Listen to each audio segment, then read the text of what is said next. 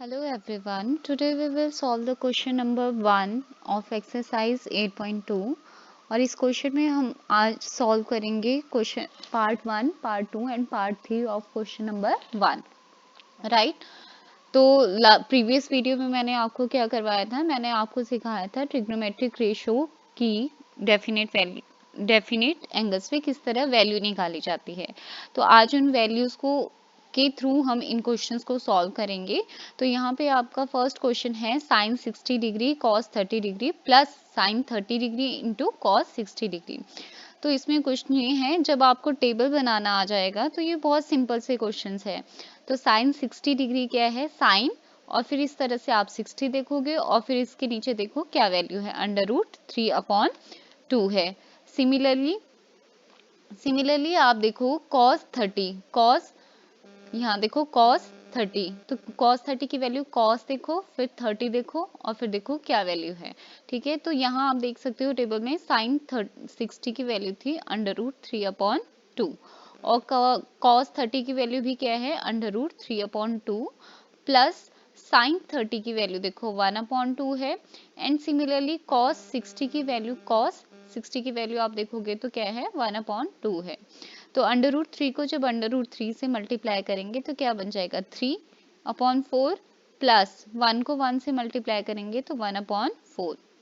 तो यहाँ पे क्या आ जाएगा आपका एलसीएम, डिनोमिनेटर दोनों के सेम है तो एलसीएम क्या आ जाएगा 3 + 1 = 4/4 विच इज इक्वल टू 1। तो ये था हमारा first part which is very simple अगर आपको टेबल बनाना आता है। ठीक है, तो फर्स्ट आपको टेबल बनाने की प्रैक्टिस बहुत अच्छे से होनी चाहिए, तो ये क्वेश्चन बहुत इजी है। नेक्स्ट पार्ट है हमारा इसमें 2 tangent square of 45 degree plus cos square of 30 degree minus sin square of 60 degree। तो 2 times tangent 45, टेंजेंट 45 की आप वैल्यू देखोगे तो क्या आएगी, यहाँ पे 1 आएगी। तो टेंजेंट 45 की वैल्यू 1 है और उसका स्क्वायर, क्योंकि यहाँ क्या था टेंजेंट स्क्वायर 45 डिग्री, तो जो भी टेंजेंट 45 की वैल्यू थी उसका स्क्वायर होना था। सिमिलरली cos 30 की वैल्यू है आपकी, cos 30 की वैल्यू क्या है √3/2, तो √3/2 का स्क्वायर माइनस साइन 60 की वैल्यू क्या है, साइन 60 की वैल्यू क्या है √3/2, तो √3/2 का स्क्वायर। तो 2 × 1 प्लस 3/4 माइनस 3/4, एक प्लस की है टर्म एक माइनस की है, तो ये क्या हो जाएंगे, कैंसिल हो जाएंगे। तो 2 × 1 कितना आ जाएगा आपके पास, 2 आ जाएगा, राइट। तो ये भी आपका क्वेश्चन बहुत सिंपल था, लेकिन कंडीशन वही है कि आपको टेबल बनाना आना चाहिए। उसके बाद नेक्स्ट क्वेश्चन है cos 45 डिग्री। cos 45 डिग्री की आप वैल्यू देखोगे 1/√2 होती है, तो आप अपना टेबल बना के खुद वैल्यूज देख सकते हैं। तो यहाँ क्या है cos 45 डिग्री की वैल्यू है 1/√2 और इस तरह सेकेंड 30 की वैल्यू होती है 2/√3 प्लस कॉसिकेंड 30 की वैल्यू होती है 2, आप अपने टेबल में देख सकते हैं, राइट। तो यहाँ पे 1/√2 सिंगल टर्म थी आपके पास और यहाँ पे क्या करेंगे हम √3 यहाँ देखो आपका एलसीएम आ जाएगा।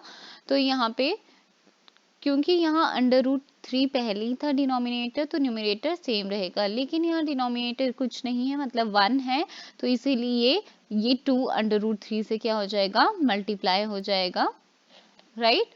तो अब क्या होता है, ये वाली टर्म यहाँ पे शिफ्ट हो जाती है और ये वाली टर्म यहाँ शिफ्ट हो जाती है, तो हम इनको शिफ्ट करेंगे तो यहाँ बन जाएगा आपका √3, राइट। 2 √2 था इंटू 2 प्लस 2 √3। अब देखो क्वेश्चन वैल्यूज, अगर सिंपली आपको वैल्यूज पुट करनी हो तो यहाँ तक हो गया, लेकिन आपके सिलेबस में ये एक्सपेक्ट किया जाता है कि आपके डिनोमिनेटर में कोई भी अंडर रूट वाली वैल्यू नहीं हो।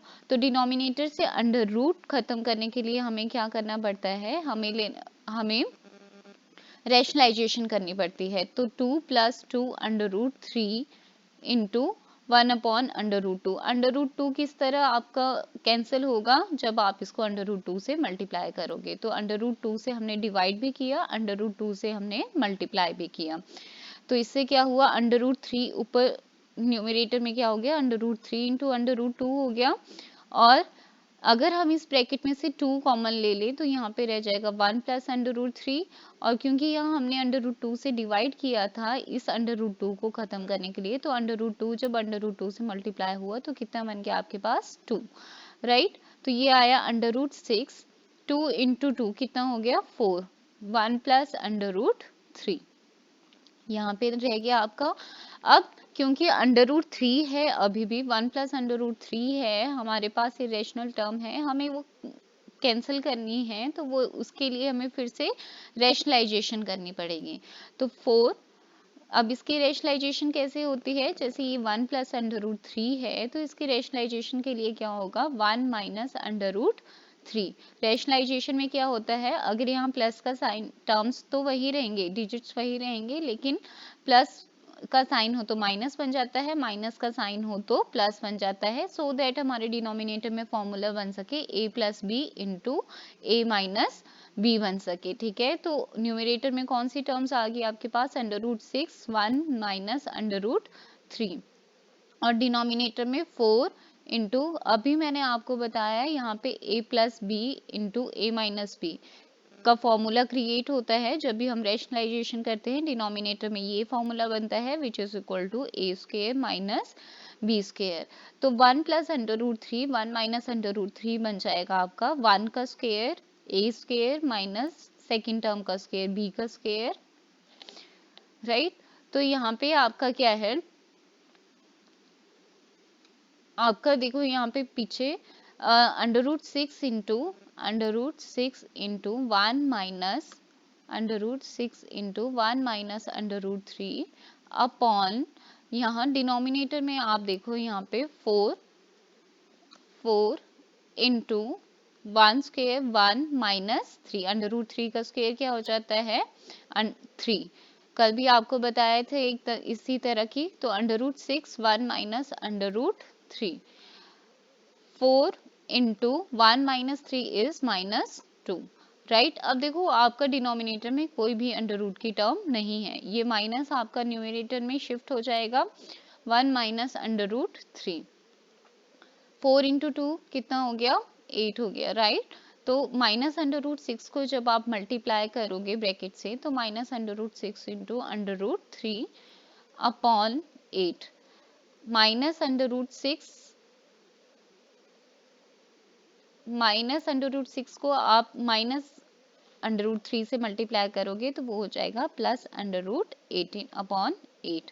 तो ये बन गया आपका under root 18 minus under root 6 upon 8, और अंडर रूट 18 को फर्दर आप सॉल्व करके लिख सकते हो, 3 3 ज़ा 9, 2 ज़ा 18, अंडर रूट 6 तो सॉल्व नहीं होगा, तो इस फाइनल आंसर जो आपका आएगा 3 under root 2 minus under root 6 upon 8। तो ये थे फर्स्ट, सेकंड और थर्ड पार्ट। नेक्स्ट वीडियो में हम करेंगे फोर्थ एंड फिफ्थ पार्ट।